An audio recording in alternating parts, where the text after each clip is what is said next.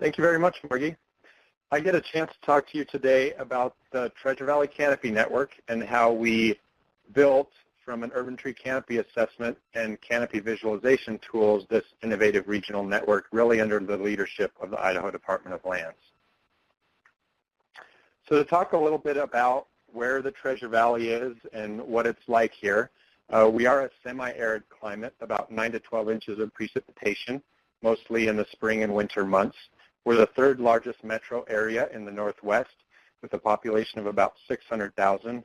We're the economic center, and we deal with air quality issues, which was the main driver behind this project originally. And if you're looking from this location, it is in our foothills at the northernmost part of the Treasure Valley, looking down and through the city of Boise, which is our capital city. And this foreground is about 35% tree canopy. If you look at all the Treasure Valley in a whole, it's about 10% tree canopy. And so it's really important when we're looking at planting strategies to focus on being strategic about planting, because we will need to irrigate the trees that we do plant. So here we're looking at the whole country. We're up there in the Northwest with Washington, Oregon, and Montana. Zooming down into the state of Idaho, we're in the southwest corner of the state. And then our study area is located within 2 different counties, encompasses 9 municipalities along the Interstate 84 corridor within the Treasure Valley. A little bit of an outline into our presentation. I first want to talk about the urban tree canopy assessment that really catalyzed this effort, and then how we built the network out of this assessment, and follow up with some details about the tools and partnerships that are really having an impact in our communities and some of the lessons that we're learning as we build the network. Our regional urban tree canopy assessment really started with a vision back in 2009 of about half a dozen partners led by the Idaho Department of Lands. And they wanted to learn more about the urban tree canopy in our Treasure Valley, the ecosystem services it provided, and then find out how we could inform strategic management moving to the future. So in 2011, we received funding from the U.S. Forest Service, delineated our study area, about 260 square miles. You can see the 9 municipalities there, and really focused on the most urbanized area of those municipalities. And then over the course of the next 3 years, we completed an iTree ecosystem analysis and followed up with an urban tree canopy assessment completed by consultant Planet Geo. And that assessment, as you'll see here, really brought together the ecosystem services data and combined it with the urban tree canopy data. So we had quite an extensive analysis at the end of May 2013 when we came out with this study. And we had it not only at the regional level, which is very important, as you well know, for especially air quality, but also broken down to the municipal level for each of the municipalities to use, and at the land use parcel and right-of-way level. And I also wanted to mention a few different breakdowns that I think will be important for us moving forward. We focused on census blocks, which really will connect us to that demographic information and how that overlays with urban tree canopy. And when we start looking, hopefully, at correlations between human health and also on the social and environmental justice topic.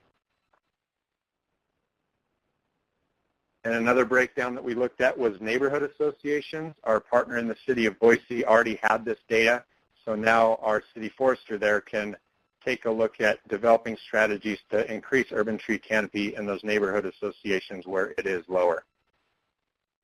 And we also go into land cover. In this graphic, you can see the impervious surface is very important to know and understand, and potential planting location in that for dealing with stormwater issues, and also with urban heat island, which is a big concern during the summer months here. Potential planting locations breakdown, not only to know and understand what UTC we currently have, but also the potential locations. And like I said, irrigation is often important, so it's important to know what truly is the potential for planting into the future. And also, again, the ecosystem services data. So we have tabular data, and that is really then built into the tools that were developed. So within our assessment, we had the CommunityVis scenario planning tools created, and the ecosystem services outlays, which were built by Planet Geo, bringing together the iTree ecosystem services data into an ArcGIS extension called CommunityVis. So I'll show you a few of those examples. For air quality and energy conservation, we have the scenario planning tools at the regional level. And so here you look at air quality, for example.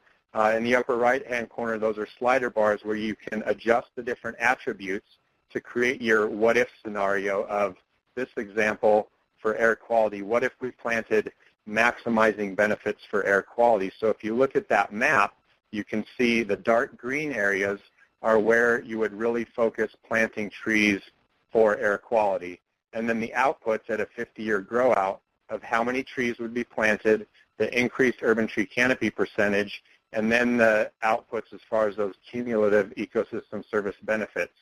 So that's realized over time. And then also provide an example here for energy conservation. So here the difference in this scenario that you can see are we have the bar graphs that will show you when you change a scenario, the changes that you see as far as planting more or less trees focused on energy efficiency and how that affects the changes as far as the energy benefits. And then again, the cumulative tree canopy outcomes and benefits and the ecosystem service delivered. So these are very useful regional level scenario planning tools that we now have available. And then for stormwater, we focused at a site level. And the unique part about this extension is that you can track the cost of planting, the cost of labor and maintenance for planting several different species of trees. And then you can grow this out over time and show not only the benefits as far as the ecosystem services that are delivered, the value that that means for mitigated stormwater runoff, but also a cost-benefit ratio. And so with all this different data that was produced in this assessment, at the conclusion, Planet Geo and Idaho Department of Lands did a training for all of our partners. And I think what was unique about this training was it wasn't only for our partners, which were typically the managers and planners, but they brought along their GIS professionals so that they can start understanding a little more about how they could work together as a team to use these ArcGIS tools to inform their strategic management of their urban forests. So as we wrap up the discussion about the UTC assessment, a few lessons learned. We completed a very comprehensive and innovative assessment that becomes our foundation moving forward. We really focused on partner need, and partners were very involved, so it was all about ecosystem services and getting tools to inform strategic management. We now have a very extensive data set, over 21 gigabytes of GIS data and tools that are evolving as we grow. And then this link to that demographic data that one of our partners had the vision to say, when we're going to look at urban tree canopy, let's do it by census blocks in addition to all the other categories so that we can have some links and information about how urban tree canopy and our demographic data overlays. And then our partnerships and our partners were very invested. The whole assessment process was very collaborative in nature, and our communities are from large to small, so not only do we have the ArcGIS tools and CommunityVis tools, but also interactive PTFs and UTC calculators, which allow the folks without a lot of GIS expertise to use tools well. And then again, that partnership. In most of our agencies and organizations, we have that GIS staff on board, and we just need to learn how to engage them better and get the tools in their hands so together we can do great things.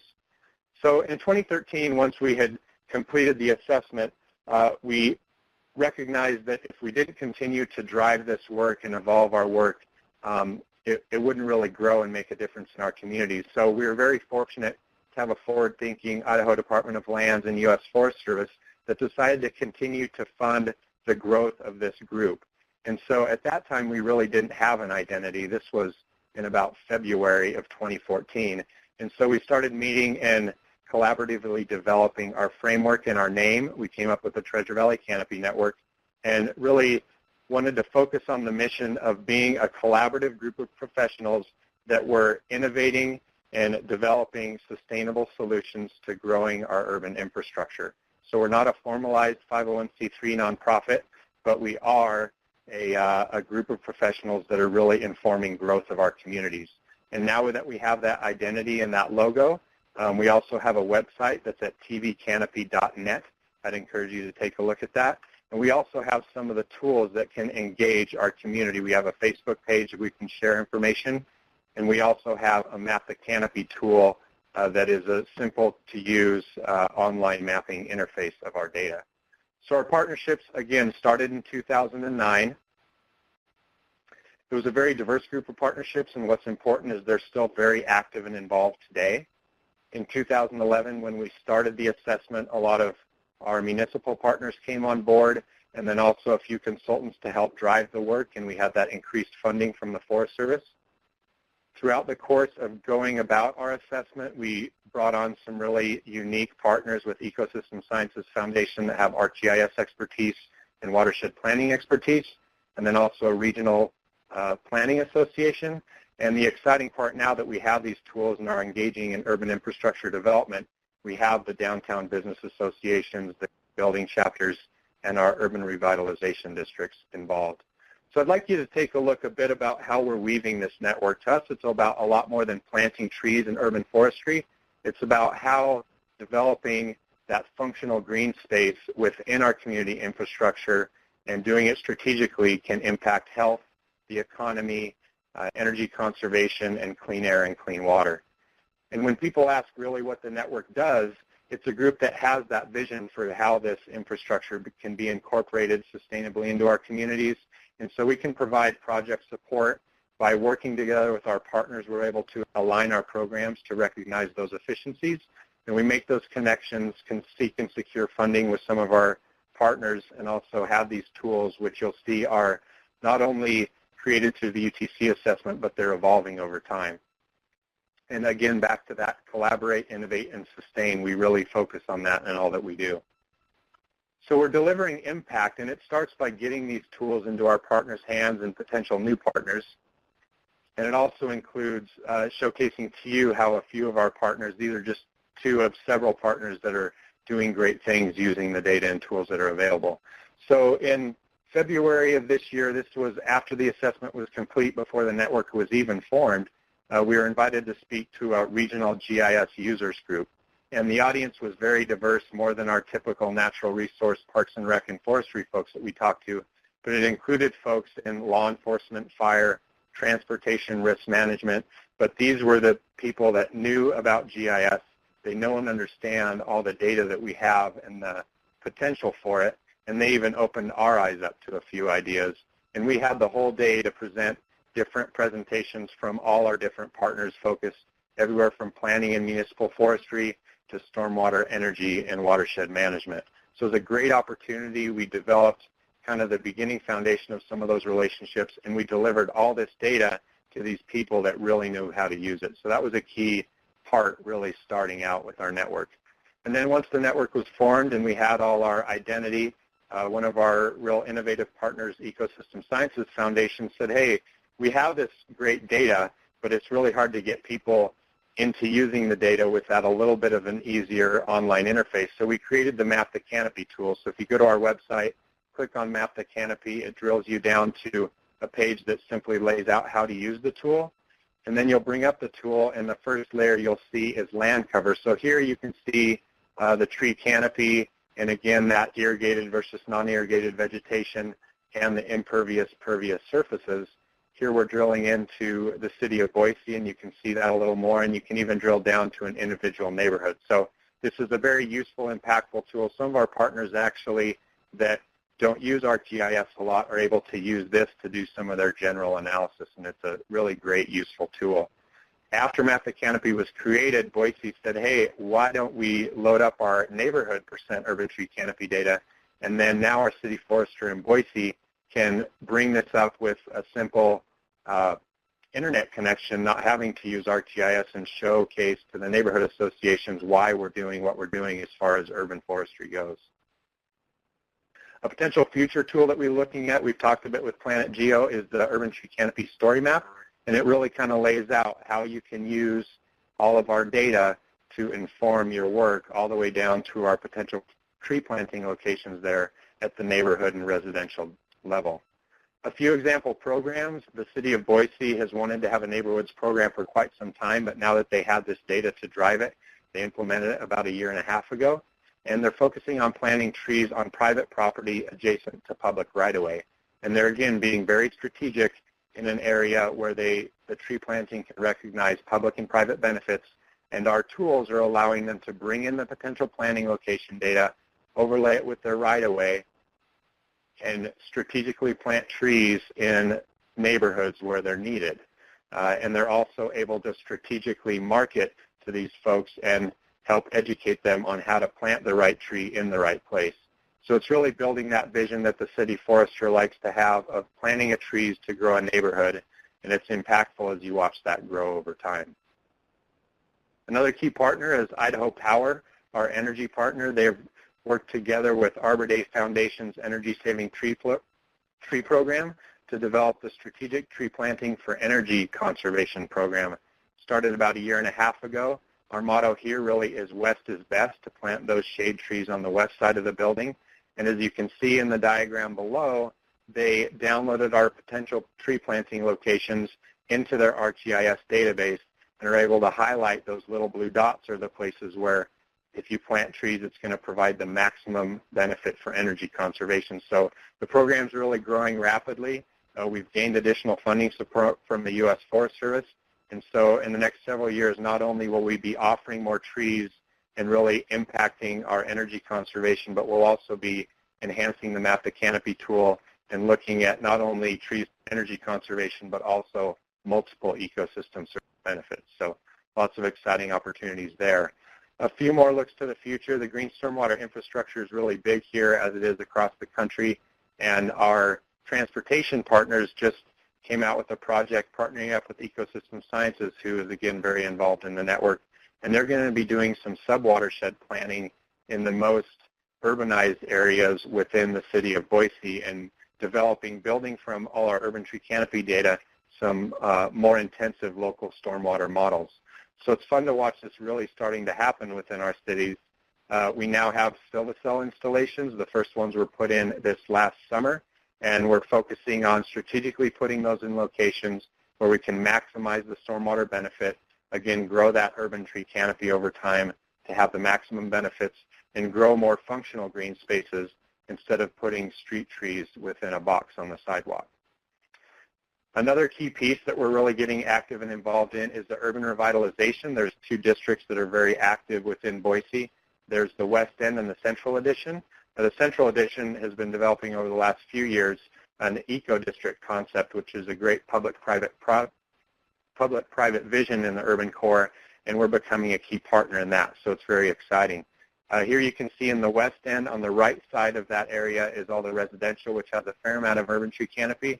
But on the left, if we drill in, this is the area that we're going to be really rebuilding a vibrant part of our city. So by being a key partner in this, we're going to be able to inform that functional green space development that not only makes our streets much more vibrant and healthy, but also processes stormwater and brings better air quality. So a lot of opportunity really all across the city of Boise and building in Treasure Valley. So to wrap up, a few of the lessons that we're learning is that for us, that investment beyond the assessment has been key. We completed the assessment in May 2013. Our group really started building in February. The network really didn't form until June of 2014. And just within the last 6 months, we've seen very rapid growth. And it's been very exciting to see. So we continue to learn and evolve. Again, we're very innovative. We have that strong foundation of the data and tools from that innovative UTC assessment, and our partners are really committed. And as we grow, we continue to evolve to serve the needs of our industry and community and develop the key public, private, and nonprofit partnerships to maximize impact. And back again to being strategic and solution-oriented, we're an important collaborator at the table. We're innovative in what we're inspiring folks to do, and we're really focused on being sustainable in the strategies that we build moving forward. So thanks again to the U.S. Forest Service for this opportunity and the Idaho Department of Lands for your leadership.